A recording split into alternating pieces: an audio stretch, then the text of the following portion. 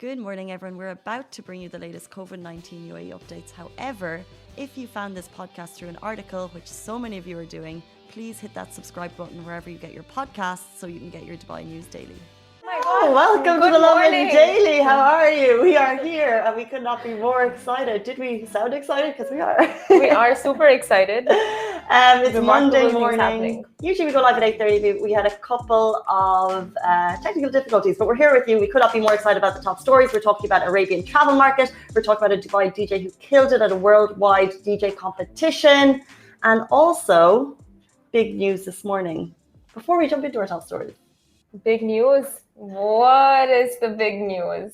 Well, yesterday on the show, we asked you guys, would you like to see a Yana and Simran face off? And we said if we had 1,000 of your comments, if we got 1,000 of you guys engaging, we would move ahead with it. Which we did not get.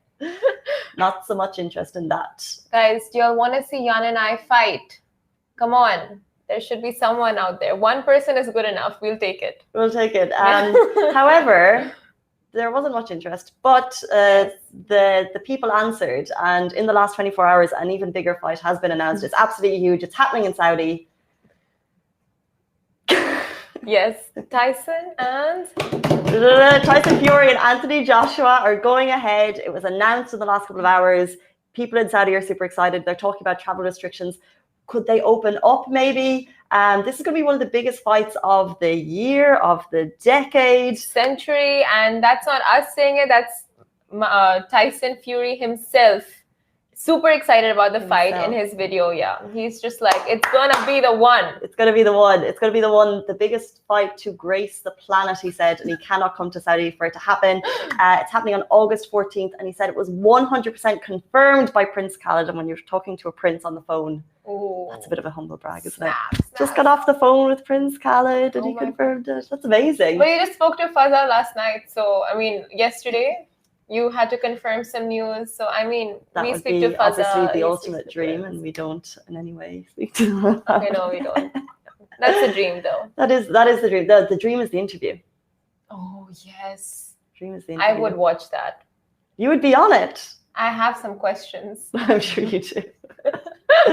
If you make it out of your Yana fight alive, that is. Oh, I have some tricks up my sleeves for that one, Yana. If you're watching, you know what I'm talking about. Does she? Well, if she knows your tricks already, then it's not going to happen. Well, she's going to lose. She knows what's coming. But anyway, moving on. So this would be a fight that would take place on August this year. So super exciting. And last year, what was cool was we had the UFC to look forward to. It was just coming out of COVID. The fact that the UFC could happen down in Abu Dhabi was this huge kind of win for the region in terms of fighting, and it gave us something to look forward to. There was excitement every 6 weeks. We had the big fighters flying in. So this looks like it could be the biggest sporting event of the season, of the year, happening in Saudi.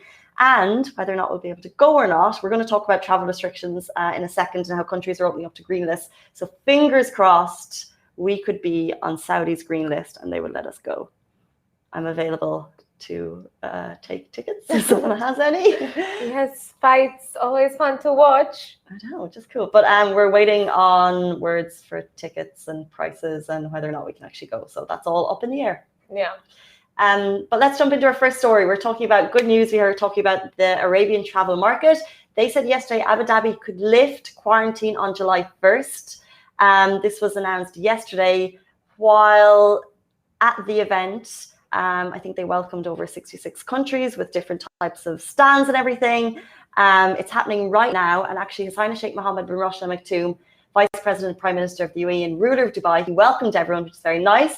He said, we welcome everyone to Dubai. 62 countries participated today, yesterday, in the Arabian travel market. It's an international, in case you're not kind of up to date with it, it's an international mega tourism event. One of the biggest since the COVID-19 outbreak, and we welcome the world as global tourism begins to recover. And it actually, what's cool is it represents the light at the end of the tunnel, because with that, they've been able to kind of make lots of announcements. And Simran's going to talk a little bit about Dubai possibly easing more restrictions. But the big one yesterday was the fact that Abu Dhabi will end quarantine for all international arrivals starting from July 1. Woo! Woo! I feel so happy for people in Abu Dhabi. Yes. Honestly, quarantine is is quite a long stretch of staying at home. So definitely, like, it's a major move by Abu Dhabi, and it's great that they announced it yesterday. Yeah, I mean, just in terms of welcoming people from all over the world, finally, it'll be the same as Dubai. So in Dubai, we've been quite lucky. We've had, I guess, like a traffic light system in terms of different color-coded countries. And if you're coming from a red list country, it's probably an absolute no-go. But then there's amber and green. And let's say the green countries have specific requirements for PCR testing. And Abu Dhabi are going to introduce something similar. It's also worth noting that this is for international travelers, while the border will still be in place, they said, but it will be a little bit updated. So whether or not it will be easier for vaccinated people, we don't have specifics on that, but just know that the border will still be there, but there'll be updates to it. So it won't be the same as it is today. But I'm sure more updates will follow very soon about all the, like you said, those who are vaccinated, those who are not, and residents, and for everyone coming in. And also, now Dubai to soon ease more COVID-19 restrictions. Now, as you all know, the ATM, Arabian Travel Market. So yesterday, Rich said he's going to the ATM. I thought, ATM machine. Oh, yeah. No, Arabian Travel Market. I mean, to be honest, the thing is about these massive events that happen in Dubai, because there's so many of them. Like the Arabian Travel Market is absolutely huge globally as an international travel event. Yeah. But if you're not really in the know, how are you going to know? Like, because so many of this type of stuff happen in Dubai all the time. So yeah, I mean, I just came in, so you know what? I'm out of the loop. When I'm like, Casey's like, send pictures, right? I'm like, from the ATM, like what's happening at the ATM? But it's like Arabian Travel Market somewhere. Yeah, but that started yesterday, and it is taking place in full swing this year, and will go until May 19th. If you guys want to check it out, and there were obviously many official speeches that were given. Experts spoke on travel trends and how the pandemic will paint the tourism industry in the coming months, and etc. But apart from the big Abu Dhabi lifting quarantine from July 1st announcement, another main topic of discussion yesterday was how Dubai is expected to ease even more COVID restrictions real soon. Now, this key information was conveyed by Hilal Saeed Al Mari, Director General of Dubai Department of Tourism and Commerce Marketing, and Dubai's tourism chief praised the city's efforts in combating the novel virus and added that Dubai was one of the first cities to reintroduce tourism. 100%. A major flex. The biggest flex, and that's what makes us so happy and proud and fortunate to be here.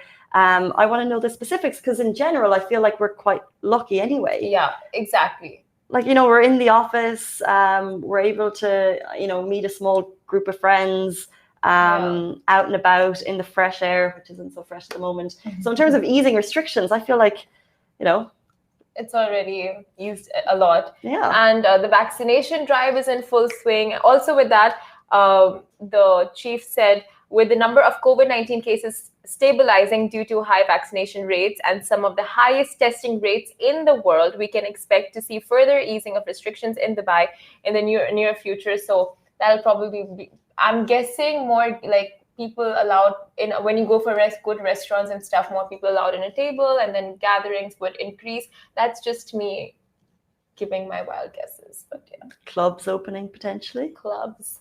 You never know. But yeah, because like yesterday, massive news. We had the lowest number of cases in 5 months. Yes. 1,222 new COVID-19 cases in the UAE. Also, recoveries were it was 1,222 recoveries, 1,251 new cases. The cases are just kind of declining at a gradual but continuous pace. It's not just like one drop and then back up. It's been kind of slowly, steadily declining, which is so fantastic to see. So potentially, I think yesterday there was a sporting event to do with football, and they had spectators at it for the first time. So. Oh, wow. Mm-hmm. That's nice. I mean, if I were an athlete, I would want to play these games with spectators, because they just add that energy. 100%. And I know the IPL, when it took place in the UAE, there were no spectators at all, and it was like an empty stadium that they were playing at. Yeah, and it changes, obviously the atmosphere is not there, so it probably could potentially change how you play the game. Like watching football in the last year it's just weird. And then they have the fake supporter noise, but it's not really the same. It's not the same. No. But it's interesting with these announcements about possibly easing restrictions. We've also had the continuous reminder from the government that there could be more restrictions in place if you're not vaccinated. Yeah. So potentially easing restrictions could tie in with people that are vaccinated. So if you're getting that vaccine, have it on your Al Hosn app. I've got it immediately, like as soon as I got it done, it said Pfizer first dose. So then I'll have to be like, this is my Al Hosn app, and that's could be how we do things. Oh, that's so interesting. Mm-hmm. I thought you get documents, but it's all there in an app. It's all there in the app. Show it. That's really interesting. Yeah, that's so, and it just makes me feel very comfortable and secure. If for some reason I need to travel in the last couple of months, I have it there on my phone. I can just be like, boom. You know what, Casey? I'll tell you, I could have made the flight if I was vaccinated. Like the flight that I missed. Yeah. So there are loads of benefits to being vaccinated. Yeah. So when I didn't have the QR code, they asked me, "Are you vaccinated?" I'm like, no. I'm like, should I just say yes? But like, I this was when Simran was flying back from India, and she missed the flight. It's a little bit of an echo there. Sorry about that. Missed the flight, but had her negative COVID-19 test. But like if I had the vaccine, if only. So guys, if you have the chance to get vaccinated, get vaccinated. 100%. Word from the top and from Simran, so you know you got to do it. Moving on, we're talking about a 9-year-old DJ. She enters a worldwide DJ competition and she absolutely smashed it. I'm talking about DJ Michelle Rasul. If you're watching, congratulations. She's making international headlines. She's basically a super talented 9-year-old. She competes at an international level and she can now claim the title of the world's youngest DJ after she was the youngest ever competitor in the 2021 DMC World DJ Championship, when she placed 14 out of 85 in the portable scratch category. Oh my God. It's incredible. Richie. Can you see it? Do you have anything to say about that? Because his son, like I keep seeing Richie post stories on his Instagram about his son just mixing, scratching. I think this is going to be huge, especially for kids to be motivated. And that's about it. Just to give you guys an idea about what's happening in the studio, I'm actually live streaming right now. And hi guys. Oh hi Richie. BTS. Wait, you're live streaming on your own channels? No, this is I'm part of the live stream, guys. Relax. Oh cool, look at that. That is so cool. Alright, so well planned. So well planned, guys. Sorry for the delay. That's actually so cool. What I'm trying to tell is this young lady, I would say, is really inspiring kids, because now you're seeing a lot. Like I went recently with my wife. We went to this like DJ school that someone set up. His name's Adam, and he basically like, he just set up like 10 kids DJing, and it's crazy seeing 10 kids DJ. So like cool. You would have never seen that 5 years ago. And they've got like, now you got small DJ sets, so you have no excuse. If you wanna, like, it's so cute when you see little, cute. Chew, chew, chew, and the kids like, I do that. And then, I got my wife who knows how to DJ, luckily, so she's just like, oh, you can do this and that. And then I was like, okay, I'm just here. I'm just gonna take video. But it's really inspiring, and the fact that she's not on a lower tier, like she's getting recognized by like top guys on. She was in a competition with like the 85 best DJs in the world, and she came 14th. And her dad, who she's been learning from, so from the age of 5, she was like, I want to be a DJ. I want to be a professional DJ. I'm going to practice. I'm going to make it happen. And her dad, DJ Shock, if you're watching. DJ Shock, shout out to DJ Shock. Shout out. She's obviously been practicing with him, and they've got really cute videos together. But they did it together, and it's like it's incredible. So he came 9th, and she said, next up, I want to beat my dad. Oh my God.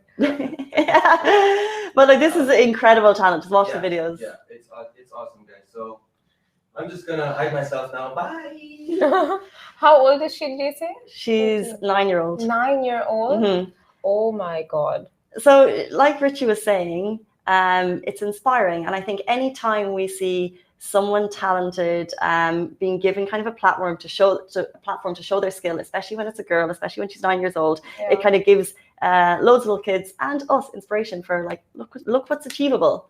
Kids are actually, like, in the last few weeks, we've seen so many achievements, amazing achievements by kids and teens. So like the one who listed out all the countries, the capitals of the countries, and there were just a few more that dropped in our DMs yesterday. So it's amazing to see these achievements and people making full use of staying at home and during the pandemic and just learning and trying different things and following their hobbies, passions, all that. It's fun. It's cool. It's nice to see. It is really cool. Hopefully we can get Michelle on the show. So if you're watching, we'd love to chat to you. But what was cool was that as well as coming 14th, they actually gave her a special shout out in the competition. They said, every year we hope to see girls enter the DNC World Championship. They have been few and far between. So it's a male dominated talent and skill. And so from England, I give Michelle a standing ovation, and that comes directly from top of the competition. So well done, Michelle. That's amazing. Go on to her Instagram and check out because if we talk about how good she is, it's kind of hard to see, but like she's class. Super cute. So cute. Oh my god, 111. No, that's 111k followers. Really nice. Yeah. That's quite a flex at that age. Everyone's flexing except for me. Anyway. Look at you, Simran. Oh my god. Lovin Extra is here. This is the new membership, and while absolutely nothing changes for our readers, extra members get access to premium content, exclusive competitions, and first look for tickets and access to the coolest events across the city, and Lovin merch. If you subscribe right now, a very cool Lovin Red Eco Water bottle will be delivered to your door. Okay, Dubai police can only moving on to our next story. Now, Dubai police can only find drivers in person for not wearing a mask. Now, by this point, Dubai motorists are well aware of the hefty 3,000 dirham fine for those caught by the police without a mask in their vehicles. Now, of course, this exempts those driving alone and those traveling with immediate family members. However, officials have now clarified that drivers in Dubai cannot be fined for not wearing a mask in absentia. Now, what this basically means is that authorities need to fine you in person. If not, you will be able to appeal against the penalty. Now, tickets to offenders can only be issued once the police have verified that the passengers inside the vehicle are not members of the same family, and those fined can appeal against the penalty at the General Department of Traffic at Al Barsha. Really interesting, because I know a lot of people, I'm in lots of Facebook groups, you're getting fines in absentia. Basically, you're getting fines through your phone for not wearing a mask. However, now you know that can be appealed. So if you're getting a fine for not wearing a mask, appeal it. It could be a lot of money, and you want to get that stamped out immediately. So Dubai police are saying that they will not do it unless they're in person.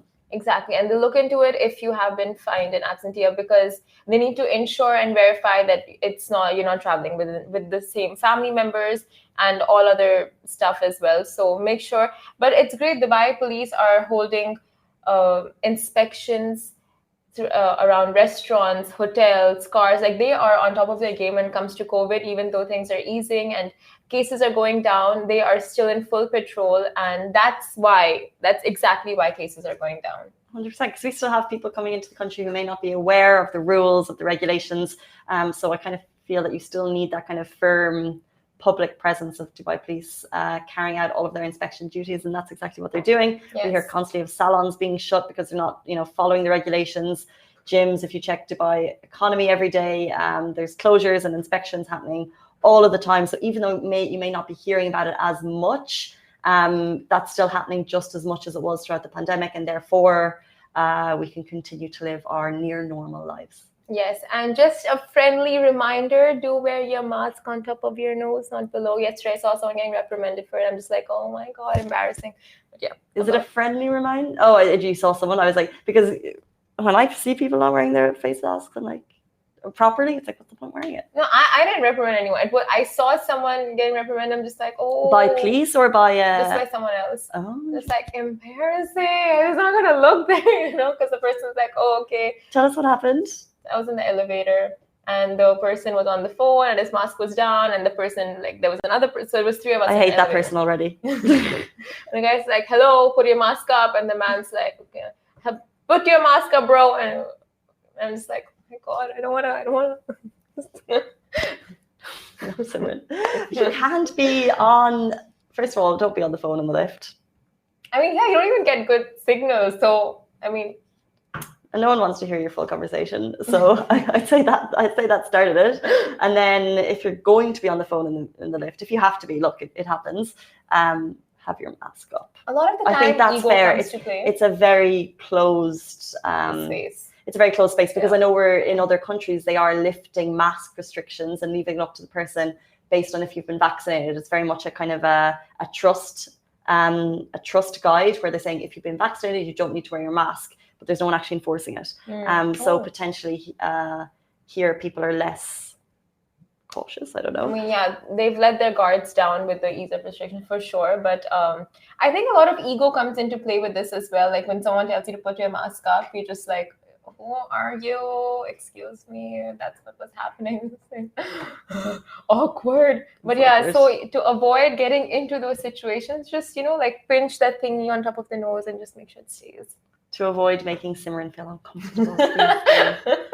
Guys, that is it for us on the Lovin Daily this morning. Apologies for the technical issues and difficulties throughout the show, but it happens. Yes. But as always, we love your feedback in the comments, especially Facebook, Instagram, Twitter, YouTube, TikTok. We read them after the show. It keeps us going throughout the day, so please keep sending them through. We see you. Positive ones. Only good ones. Please. Thanks. On that note, bye guys. Bye for Richie. We'll see you soon. Have a great day. Have a great day. Bye. Stay safe. Guys, that is a wrap for the Lovin Daily. We are back same time, same place every weekday morning. And of course, don't miss the Lovin Show every Tuesday, where I chat with Dubai personalities. Don't forget to hit that subscribe button and have a great day.